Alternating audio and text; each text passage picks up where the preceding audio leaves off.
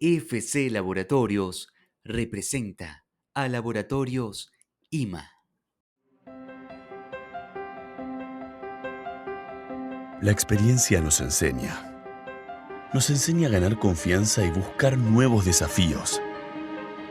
Nos enseña a mirar las cosas desde otra perspectiva, a crecer, respetando al otro y al entorno en el que vivimos.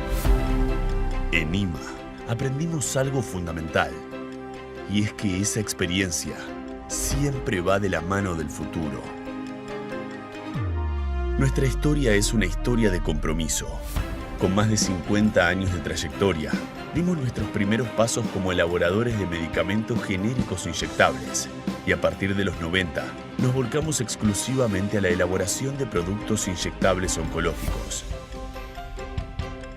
Desde entonces, crecimos de forma ininterrumpida, fabricando para las principales compañías del rubro y consolidándonos como el gran referente en América Latina.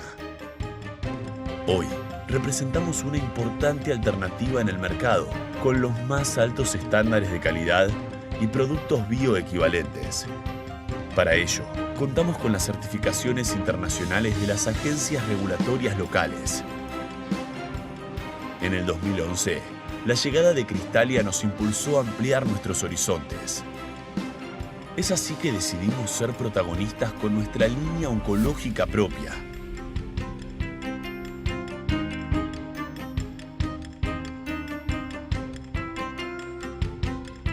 Y siguiendo este camino, apostaremos por expandirnos a nuevas áreas terapéuticas.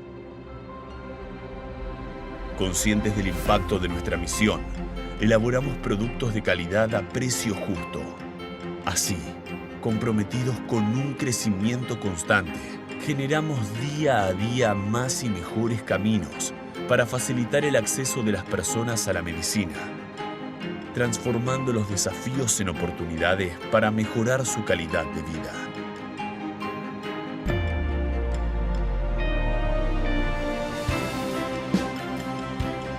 Una amplia trayectoria nos avala. Un futuro lleno de desafíos nos inspira. IMA, reinventando formas de acceso a la medicina.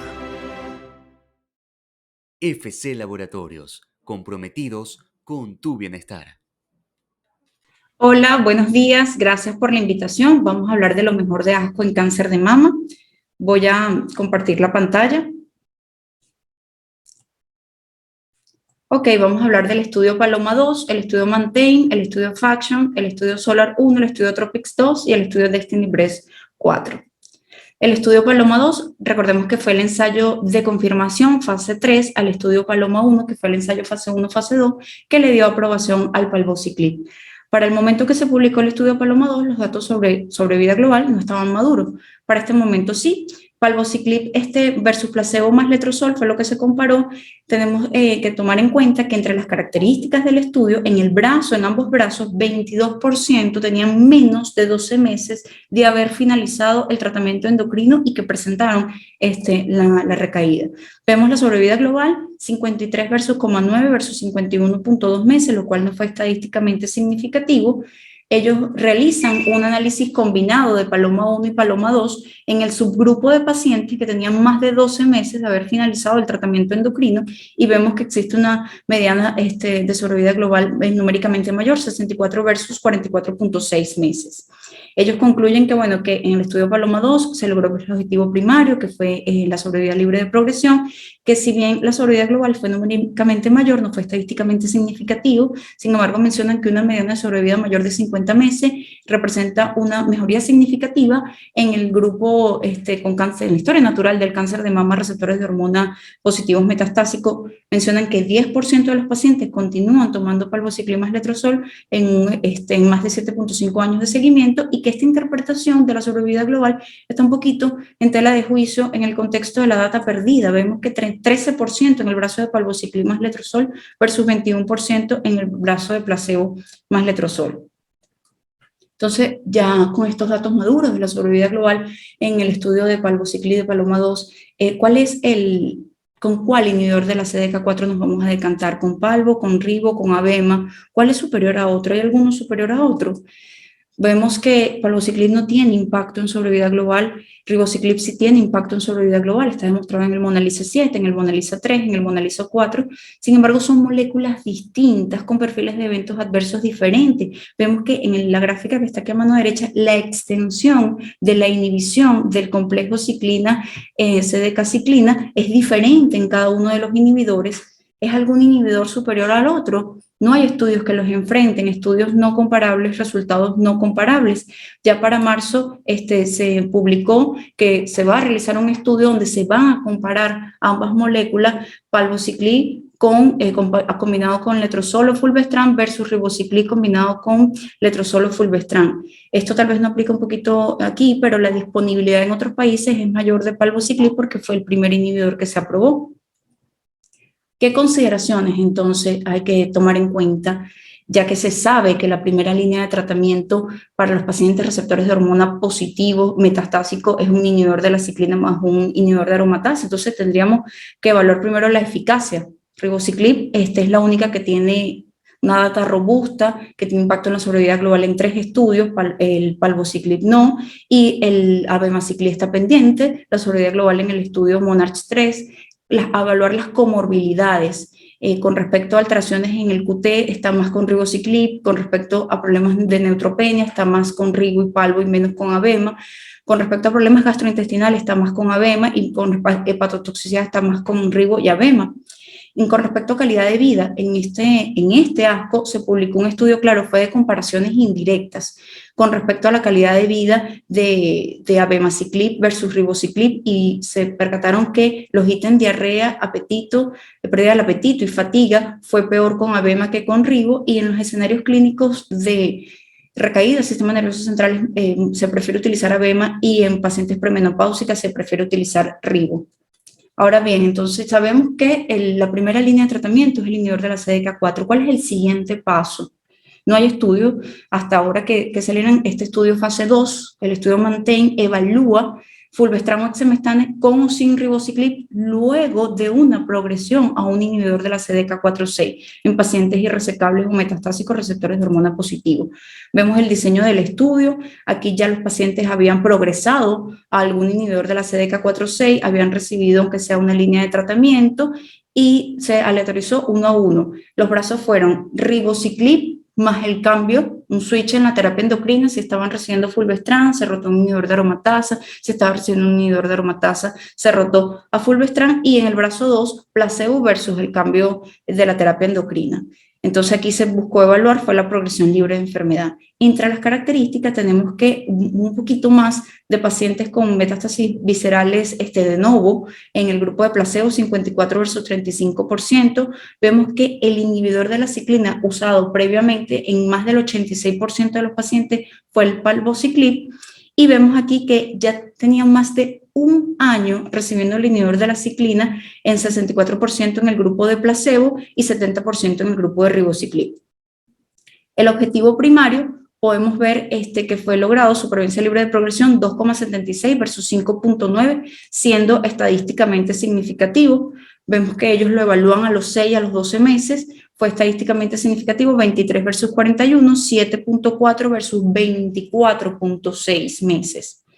Vemos entonces cuál sería el mejor acompañante, si fulvestrant o exemestane. Aunque las curvas parecieran favorecer a exemestane, vemos que el intervalo de confianza supera la unidad. Ellos evaluaron también el estatus ESR1 y vemos que el grupo que tenía el ESR1 mutado no tuvo beneficio de la continuidad con el inhibidor, a diferencia del grupo wild type. Entre los eventos adversos relacionados, más de lo que ya estaban descritos previamente, no hubo nuevos eventos adversos que reportar. Entonces, fíjense, inhibición de la CDK4/6 posterior a la progresión del inhibidor de la CDK4/6. Vemos la fortaleza de este estudio. Este fue el primer estudio que responde a esta pregunta. Estuvo un buen diseño, sin embargo, fue un fase 2. Entre las limitaciones nos queda un poco, no nos queda claro qué fue lo que exactamente hizo la mejoría. Si el cambio, el switch de la terapia endocrina o el mantener un inhibidor de la ciclina. Y que bueno, que fue un estudio pequeño, hay otros estudios que están ongoing, donde se evalúa que si continuar con el inhibidor de la ciclina posterior a la progresión del inhibidor de la ciclina de verdad tiene algún beneficio. Aquí mencionan importante que el inhibidor de la CDK4 utilizado previamente fue el palbociclib un 87% y que existió un 43% de reducción de riesgo de progresión o muerte continuando el inhibidor de la CDK4. Ahora vamos a hablar de dos estudios, el FACTION y el SOLAR-1, donde se evalúa la secuenciación de próxima generación en terapia target, a los cuales las moléculas que voy a mencionar. El estudio FACTION fue un estudio que para el 2020 evaluó que la adición de capivasertib a fulvestrant duplica la sobrevida libre de progresión versus a fulvestrant solo en pacientes que hubiesen recibido inhibidores de aromatasa.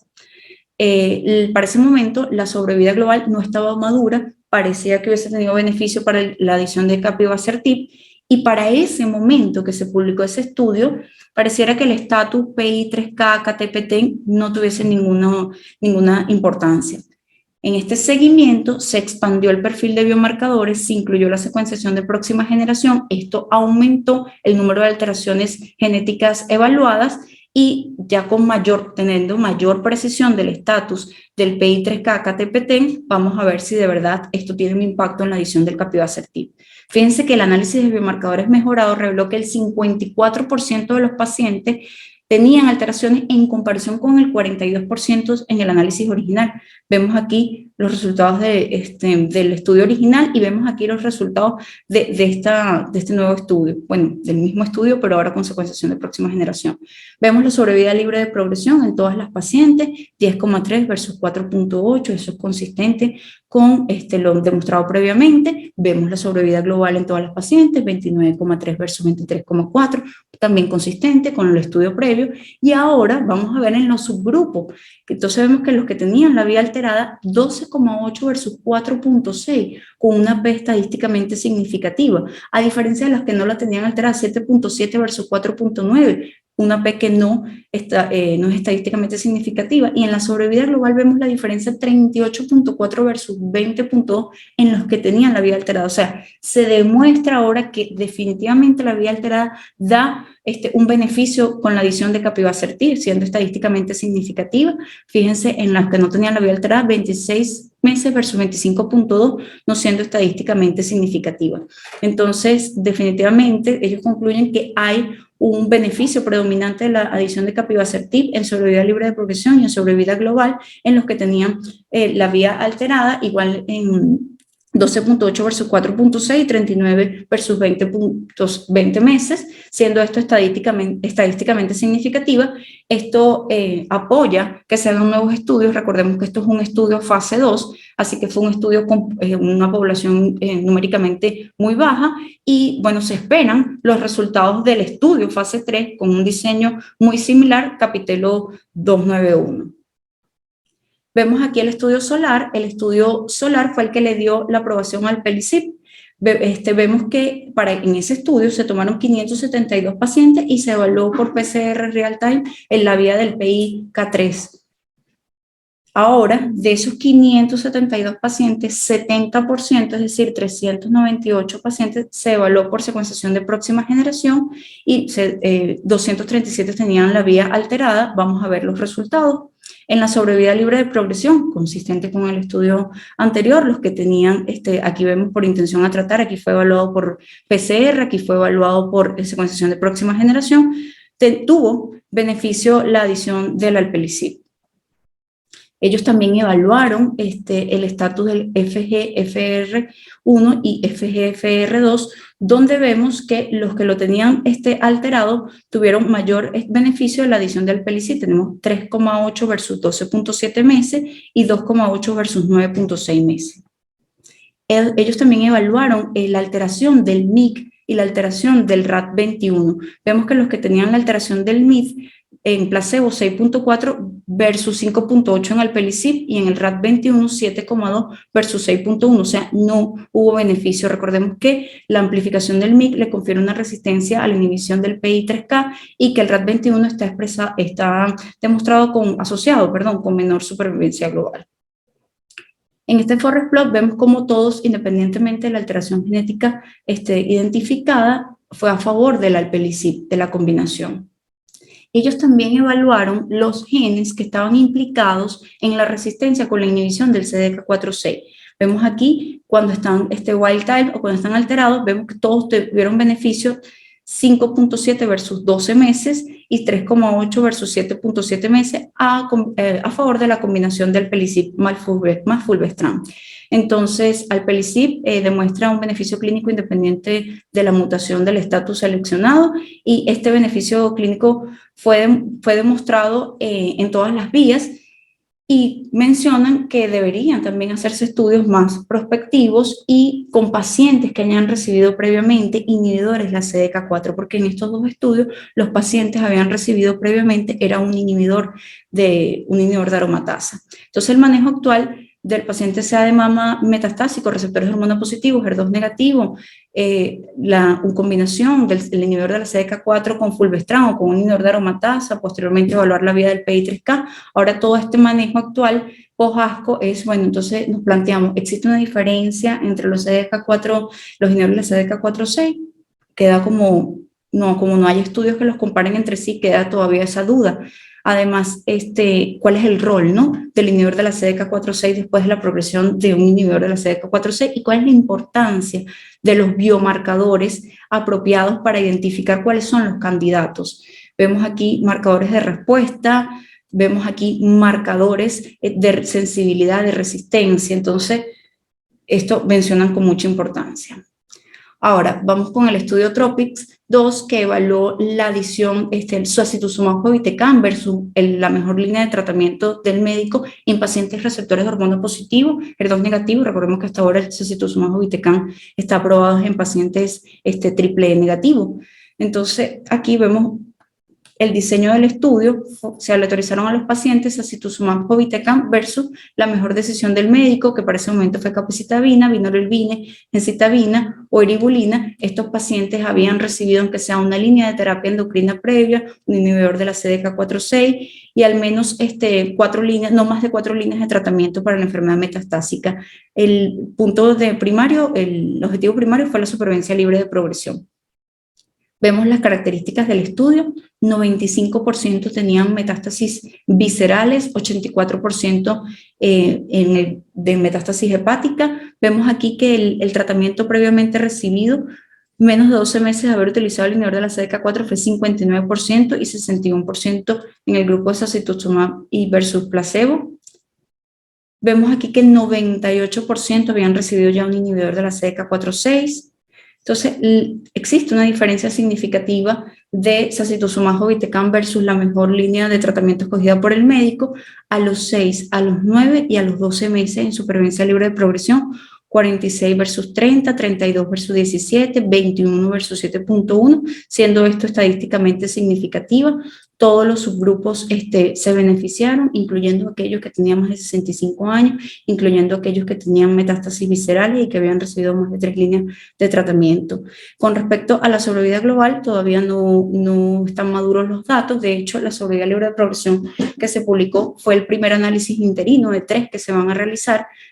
Aquí la sobrevida global no fue estadísticamente significativa, 0,14%. Ellos concluyen que, bueno, que se alcanzó el objetivo primario con una reducción del riesgo de menos del 34% y que esto podría considerarse tal vez como un potencial opción de tratamiento en aquellos pacientes ya pretratados, receptores de hormona positivos, HER2 negativo, con cáncer de mama metastásico. Ahora, bueno, el estudio que le valió la ovación de pie, el DESTINY-Breast4, sabemos que el 50-60% de los cánceres de mama son clasificados como HER2 negativo, que la prevalencia de HER2 low en cáncer de mama metastásico varía si es receptor de hormona positivo o si no es receptor de hormona positivo: 66,4% para los que son receptores de hormona positivo, 46% para los que son receptores de hormona negativo, y que el HER2 low se define como una inmunohistoquímica, una cruz o 2 cruces y un FISH negativo.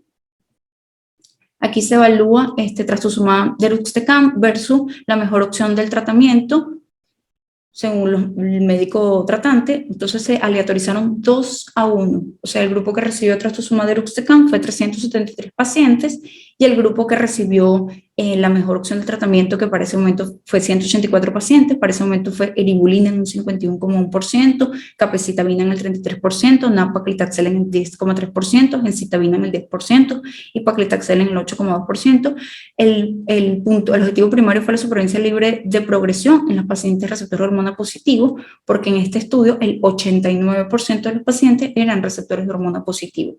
Entre las características del estudio, vemos que la gran mayoría eran con una inmunohistoquímica, una cruz del HER2 y el 41% más o menos era inmunohistoquímica 2 cruces con un FISH negativo. Vemos que había un alto porcentaje de enfermedad metastásica visceral, 74% tenían, de 74 a 66% tenían enfermedad en el hígado, y que hubiesen recibido una terapia previa con un inhibidor de la CDK4 fue más del 64%, con una inmunoterapia fue apenas más del 6% o 3%.